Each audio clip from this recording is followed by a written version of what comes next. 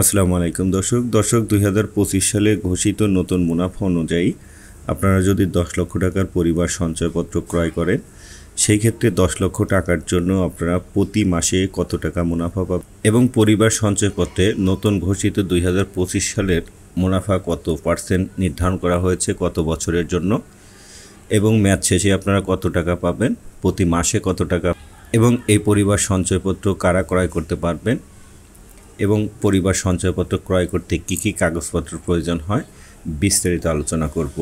তাই আপনারা যারা পরিবার সঞ্চয়পত্র ক্রয় করতে চাচ্ছেন অথবা পরিবার সঞ্চয়পত্র সম্পর্কে বিস্তারিত জানতে চাচ্ছেন আজকের ছোট্ট ভিডিওটি কন্টিনিউ করার অনুরোধ করছি। মূল ভিডিও শুরু করার আগে ছোট্ট একটি অনুরোধ করব, আপনারা যদি আমার এই ছোট্ট চ্যানেলের নতুন দর্শক হয়ে থাকেন প্লিজ চ্যানেলটিকে সাবস্ক্রাইব করে সাথে থাকার অনুরোধ করব। আমরা জানি 4 ধরনের সঞ্চয়পত্র বাংলাদেশে বিদ্যমান রয়েছে। শুধুমাত্র আজকের ভিডিওতে কথা বলবো পরিবার সঞ্চয়পত্র নিয়ে।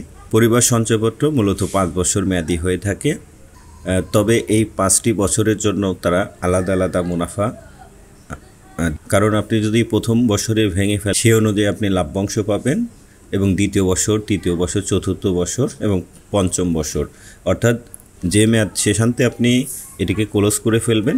ধরুন আপনি 2 বছর পরে ক্লোজ করলেন অথবা 2 বছর 5 মাসে আপনি এই পরিবার সঞ্চয়পত্রটি ভেঙে ফেললেন, তাহলে কিন্তু 2 বছরে উল্লেখিত যে মুনাফাটি রয়েছে এটি পাবেন এবং বাড়তি যে 5 মাসে সেটি কিন্তু জাস্ট সেভিং অ্যাকাউন্টে আপনি টাকা রাখলে যত % মুনাফা পাবেন সে অনুযায়ী ওই বাকি 5 মাসের আপনাকে মুনাফা দেওয়া হবে।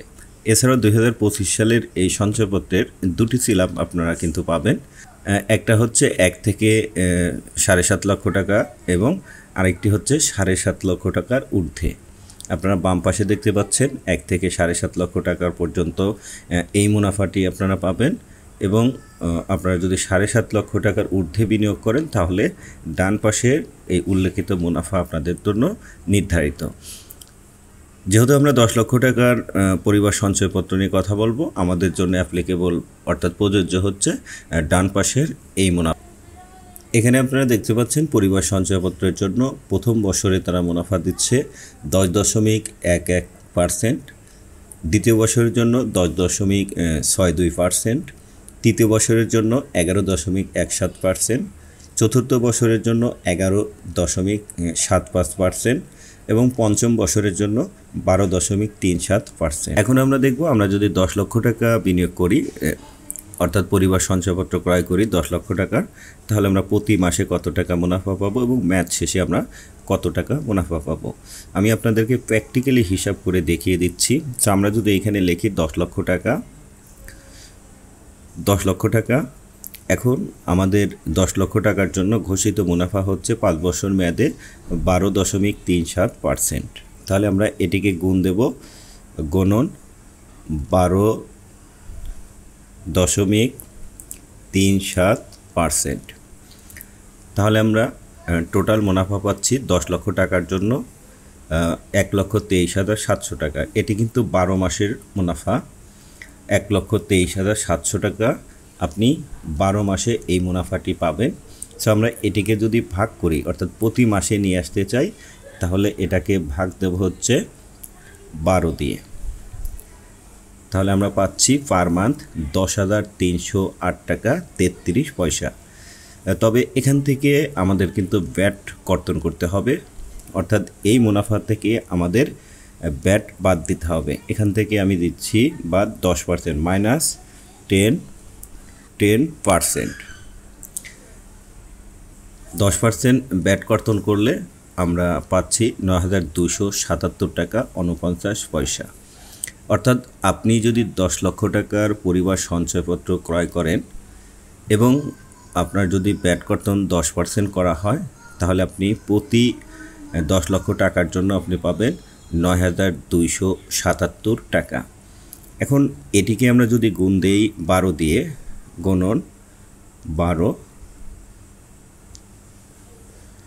তাহলে আমরা পাচ্ছি 1,11,329 টাকা।